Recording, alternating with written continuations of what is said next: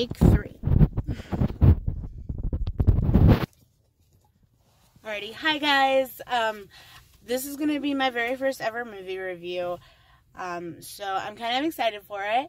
I have been watching Drum Dums and Cody Leach and Mother Mayhem and a couple other YouTube reviewers. So I thought I'd just go ahead and give it a shot. I don't have a big fancy camera, unfortunately.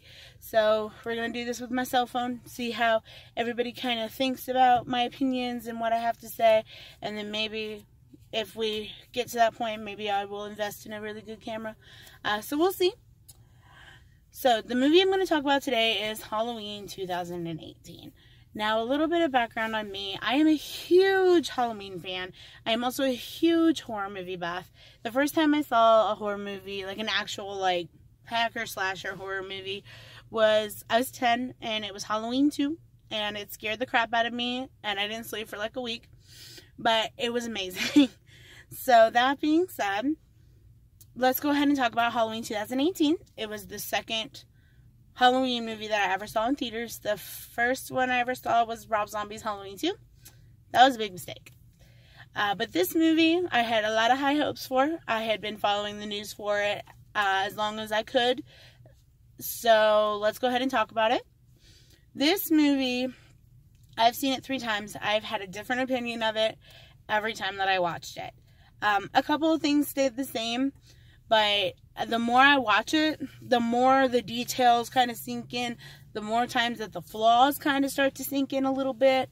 The first time I watched it, it was pure nostalgia goggles. And it was an amazing movie. And I will give you guys that.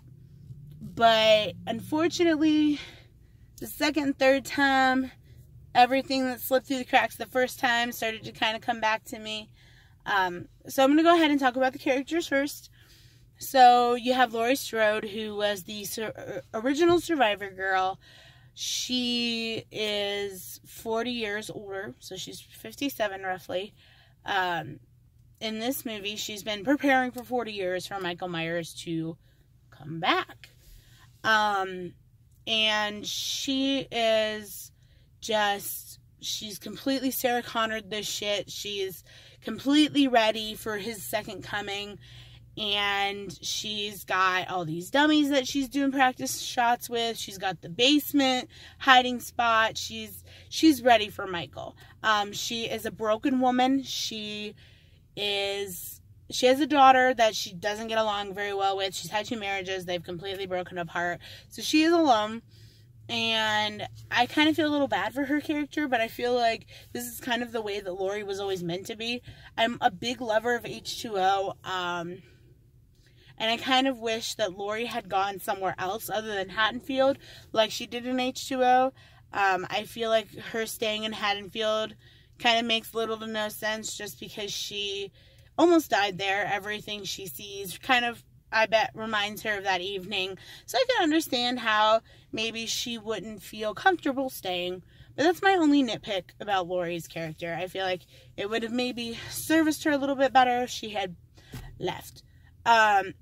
Go ahead and talk about Allison for a second. Allison she's a great Survivor girl. I love Allison. She's Laurie Strode's granddaughter, and she loves her grandmother, and she wants to be around her, and she wants to obviously have a relationship with her. Now her mother's kind of not really a big proponent of a relationship with her grandmother, but she is trying. She obviously cares about her, like the scene in the restaurant where her mother says something kind of insensitive and Laurie runs out and her granddaughter runs after her and hugs her while she's standing on the street. It's very obvious to me that Allison is she wants that relationship very badly, but it's really hard. She's a great friend. She's a good girl. Obviously, she's not as good as Laurie, as she was willing to kind of smoke marijuana with her friends, but if I have to spend like another movie or 2 with this character, I'd be okay. Like, she's a good character. I like her. So let's go ahead and talk about Will Patton for a second, the sheriff. I guess he's just a deputy at this point. I feel like his character would have been just a little bit of a nitpick of his character. I feel like it would have been better served for him to be a actual sheriff and not just a deputy. He seems like he genuinely cares about Haddonfield, and I really like his character. He's definitely he reminds me very much of the sheriff from the 4th movie, Sheriff Meeker. He reminds me a lot of him. He's willing to completely jump into action the second he finds out Michael Myers escaped from the bus. He cares a lot about Haddonfield. And I think that his character is a really good sheriff character. I think he's like my second favorite sheriff character in the Halloween series behind Sheriff Meeker. So let's go ahead and talk about the actual sheriff for a second. I know he's not a big character, but he kind of annoys me. And the way that he doesn't really believe that Michael Myers is a problem. He's kind of like, he reminds me a little bit of Sheriff Brackett, but he's way more annoying. Like, the evidence is so in front of him, and he's just like, heh, what am I going to do? Cancel Halloween? Yes, you need to cancel Halloween. You have Michael Myers running around. Of course you have to cancel Halloween, you idiot.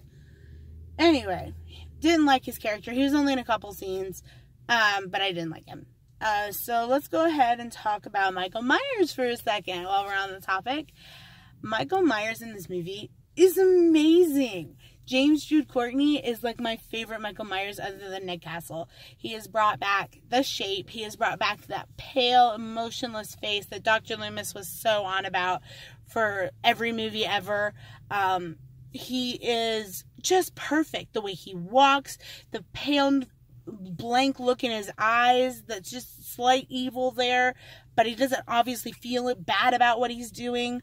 Like, I love James Jude Courtney as Michael Myers. He is perfect. Just perfect. I like the mask. The mask is really good. It's probably my third favorite mask behind the original one and the Rob Zombie one. Even though I'm not a big Rob Zombie person, I love the Rob Zombie masks. I think they're great. But this mask is perfect. I love this mask. It looks weathered and slightly oldened, but it's beautiful and perfect. So let's go ahead. We're going to talk about Judy Greer's character, Karen Strode, for a second. So Karen Strode is not a character that I like. I like Judy Greer, but she has to be in the right role, and I don't think that this was the right role for her. I don't think that Judy Greer's character really adds that much to this movie. She's really just there to kind of like disprove her mom and try to disprove her and like not believe her at all. Like, I mean, other than like the one redeeming ending where she was like, gotcha, bam. Other than that, her character is completely useless.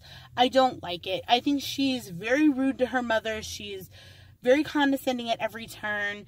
Allison is way more maternal to Laurie than her own daughter is. Like, her own daughter is so rude to her.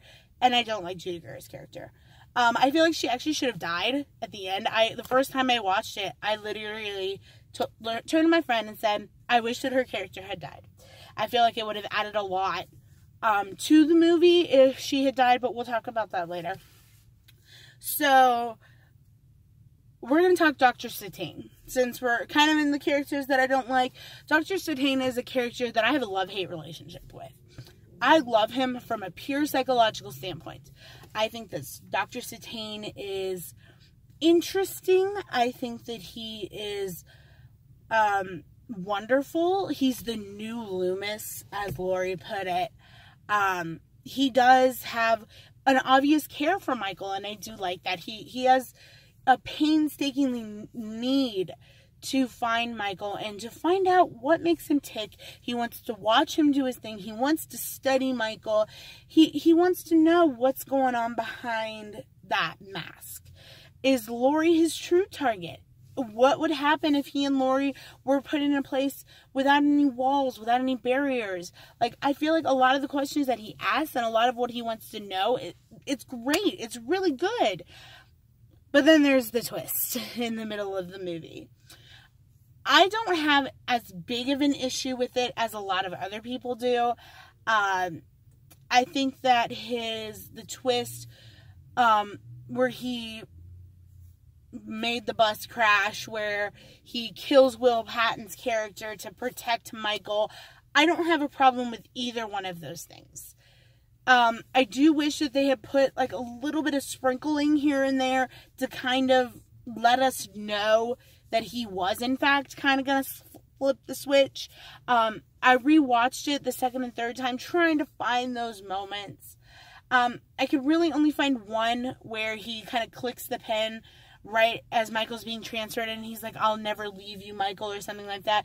It's almost like a bromance, and it's really weird. Like how he touches Michael's face, it's so strange. And him putting on the mask, no, not good, not a thing. But that being said, other than those things, I actually liked Dr. Satane's character. For the most part, anyway. So let's talk about Julian for a second. Julian and Vicky, I'll kind of bundle them together because they spend most of the movie together. I like Julian. He's funny. Vicky's, she's obviously slasher victim material. But I do think that the humor, Julian's humor was really good. It was funny. It made me laugh. But some of it was a little bit misplaced, and we'll talk about that later. Vicky's death scene, we'll talk about that later too. I like their dynamic. I think they're great. The boyfriend, not so much on. Vicky's boyfriend, but then again, Allison's boyfriend, too. Like, he only served as a purpose to say why she didn't have her phone that night, when it's obviously, like, maybe it was dead and it was on the charger and she walked out without it. That, his character took up too much screen time that I feel like could have been, other things would have been great to put there, but they kind of wasted time on it with the whole Bonnie and Clyde thing. Didn't like it. Oscar, the guy who was killed by impalement of the gate, where Allison finds out Michael's back. I didn't mind him so much. I know a lot of people didn't like him, but his death scene was really cool, and I didn't have a problem with him all that much. He only served to be kill fodder, and I was okay with that. So we're going to talk about the scenes that I do like. We're also going to talk about the scenes that I don't like, and what I would kind of do to change those scenes just a little bit. And I also would like to talk about the almost beginning that we got and the almost ending that we got. And that reminds me, I didn't talk about the reporters. The reporters, the podcasters, Dana and whatever the guy's name was, I don't remember off the top of my head. Those characters, you knew they were going to die because it was in the trailer. But I honestly didn't really care for them. I feel like it could have been like college kids from like Illinois, and I feel like it would have made a little bit more sense. But I guess that, you know, he was around just so Michael could have his mask. And I get that. And I guess they served as an introduction to Laurie's character too. But I feel like you could have done that in a different way. I wasn't big on the podcasters. They didn't take up a lot of screen time, so honestly they don't bother me that much. But it might be a little nitpick, but I didn't really care for them. Alright, so before we talk about the things that I do like the scenes and things that I do like from this movie, check the camera real fast, make sure it's still recording. Alright, perfect. It is. So sometimes my phone likes to click off. So, the things that I do like about this movie are, I do like the opening credit scene, where it's the same pumpkin from the 1978 movie, but it's just kind of being reinflated, like it's being brought back to life. It's amazing. Like that sequence, the theme song playing, the sequence, it's perfect for an opening for Halloween. Absolutely perfect. We're going to go ahead and talk about the, I already talked about Julian's character. Let's see here. We're going to talk about, Laurie's house. Laurie's house is really cool. I really like it. I feel like she's very prepared. I like, how it's set up. The one nitpick I have about Laurie's house is those stupid, like, closet gates. Like, those closet doors, the ones with the slots. I got that it was, like, an Easter egg from the first one. But if you were almost killed in those closets, I want one of those in my house. I'm kind of going a little bit sidetracked, sorry. So my favorite scenes in the movie, I love the bathroom scene. It's very creepy. I went to the bathroom afterwards and I'm thinking to myself, oh my God, if somebody walks by with black shoes, I'm gonna freak out.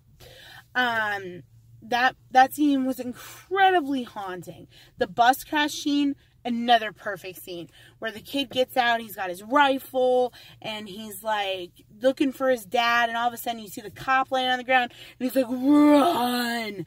And that's haunting. It literally makes, I literally feel like that guy was being killed. He literally was afraid for his life. And that's what made that scene perfect. Now, the only nitpick I have for that scene is that Michael kills the kid.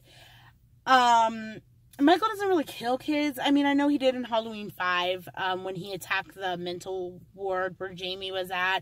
And I know he would have killed Jamie too if given the opportunity. But Michael didn't really kill kids. And like, I guess that, yeah, it serves to show that, yes, evil doesn't see age and all of that. But he didn't kill the baby, which I was so happy about that. I have a toddler, and if he had killed the baby, I would have freaked out. I would have probably left. But that was my one little nitpick about that scene, was that he did kill the kid. I feel like he didn't have to. I feel like that was more of a Michael wanted to. Because he could have just grabbed him, and the kid would have freaked out and ran away. And Michael could have just jumped in the driver's seat and driven away. And I feel like it would have had the same effect.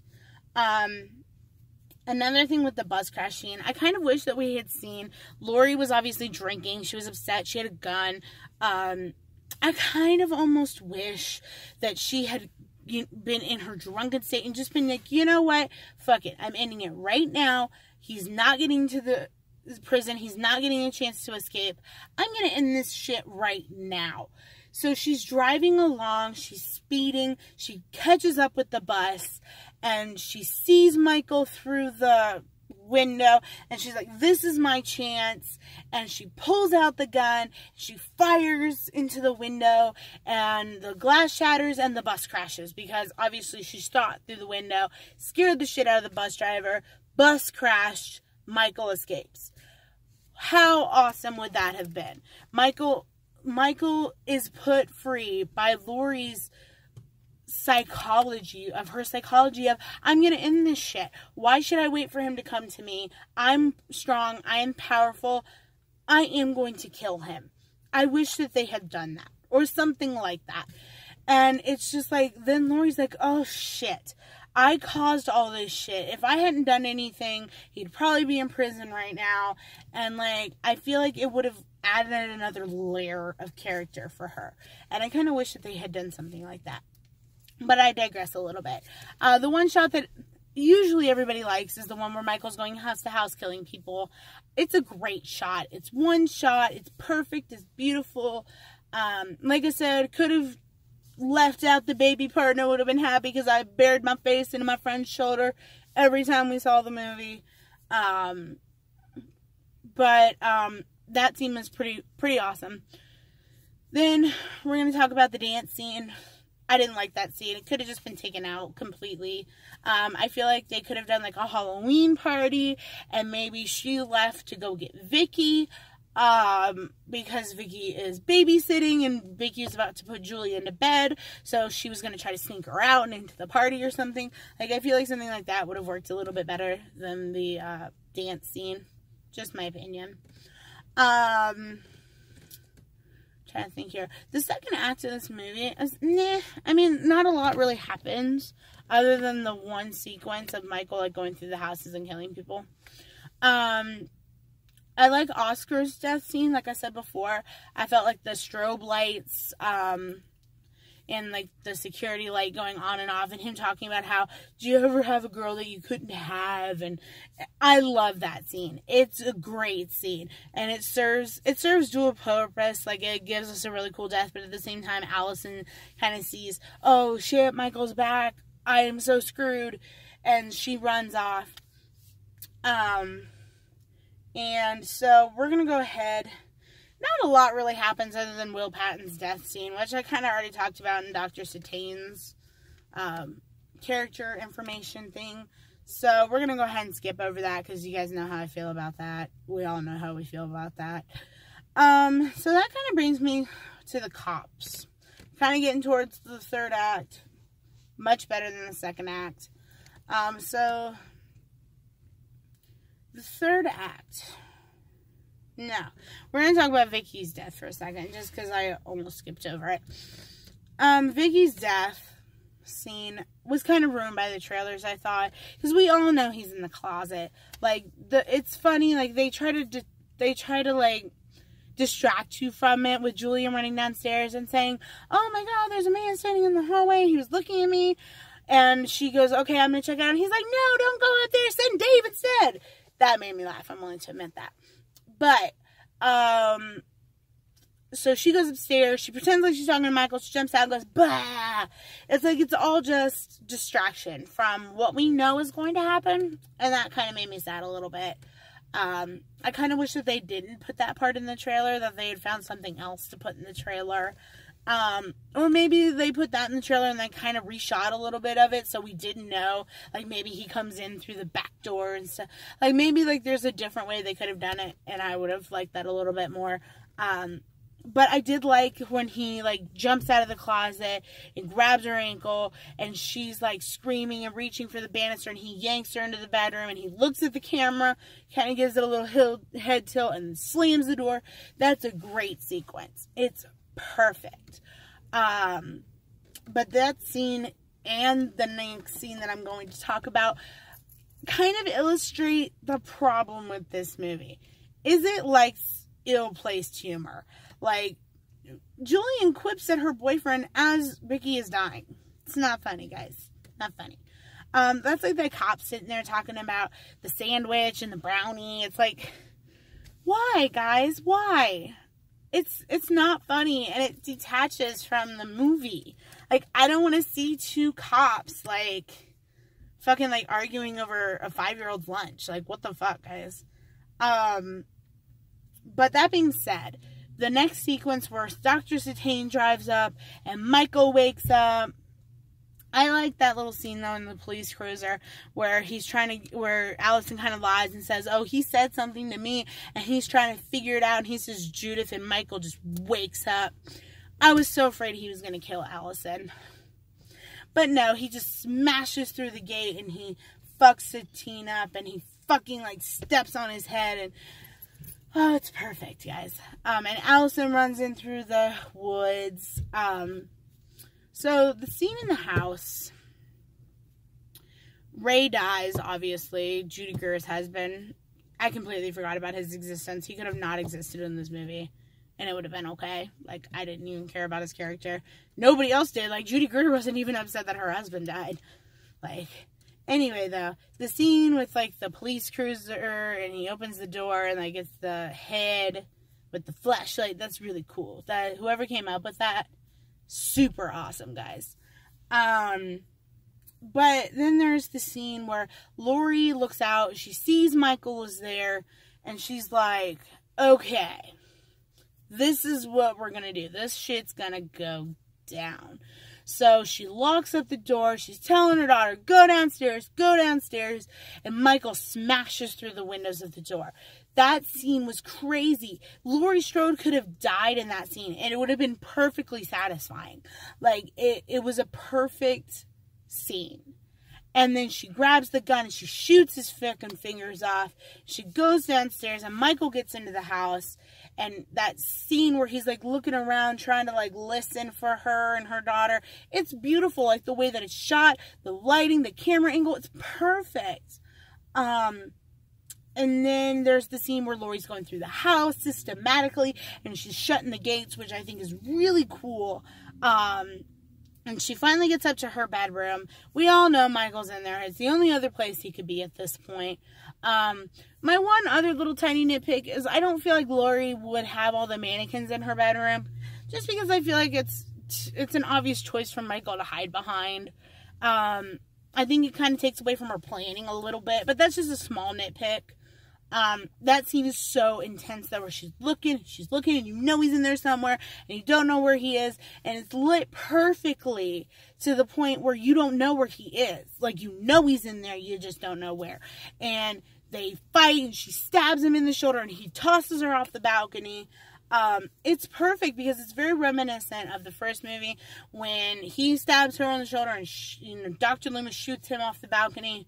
It's great.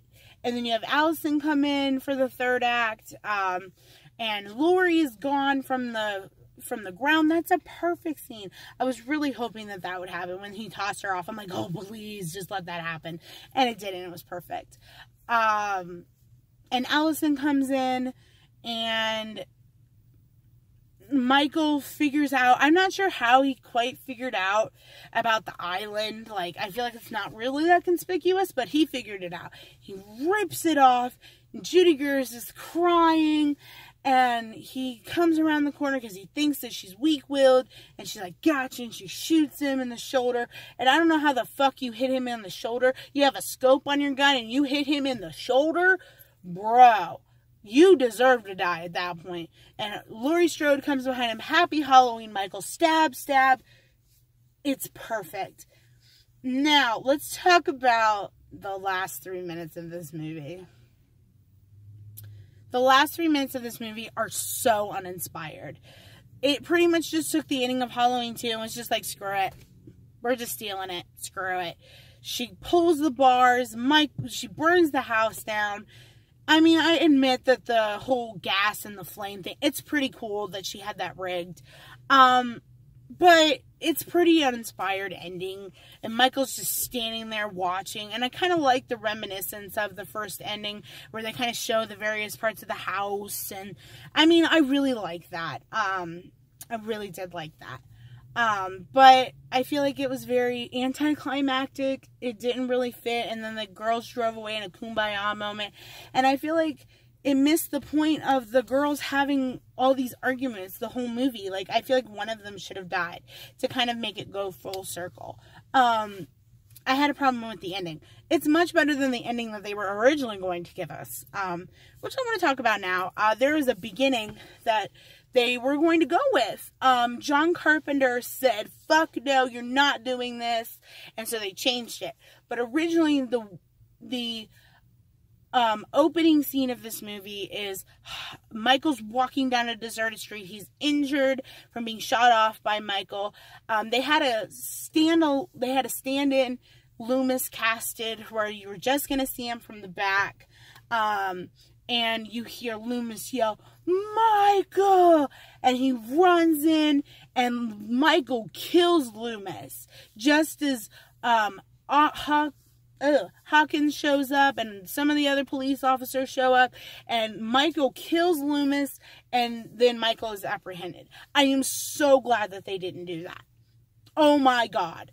If they had killed Dr. Loomis in the beginning of this movie, I would have walked out. Like, I would never, ever, ever watch another movie by David Gordon Green and Danny McBride. Like, that would have been just such sacrilege. But I'm so glad that John Carpenter said, fuck no, you're not doing that to my series.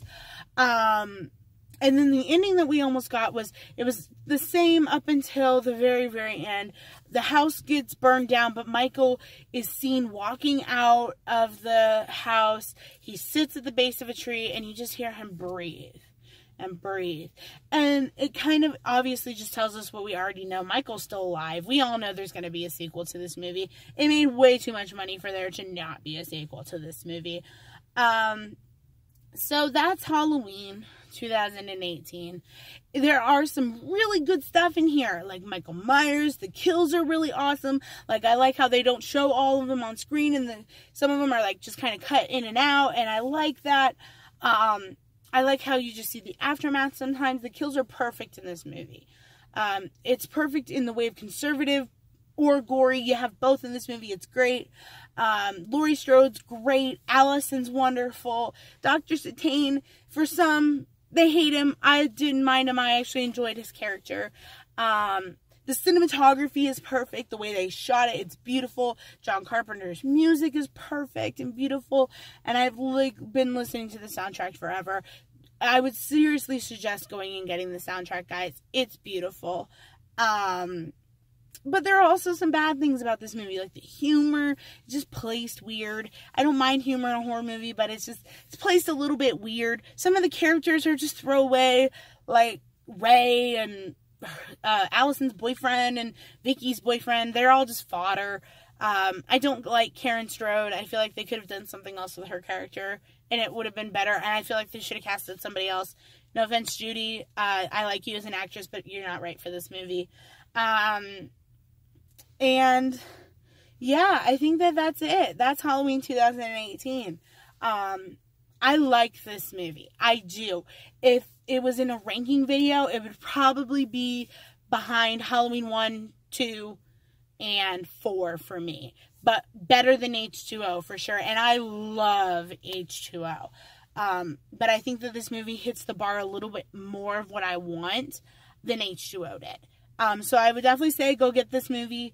Out of an A through F score, I'd probably give it a B+. I think it's really, really good. So thank you guys for sitting with me through all my stumbling thoughts. I hope you guys like what I've done. I hope you guys want to see more of my reviews and what I think. So if you guys could just go ahead and hit that subscribe button and leave me a comment and let me know. Maybe you guys know something else you want me to talk about. Perfectly, totally will. So I will see you guys next time. Adios.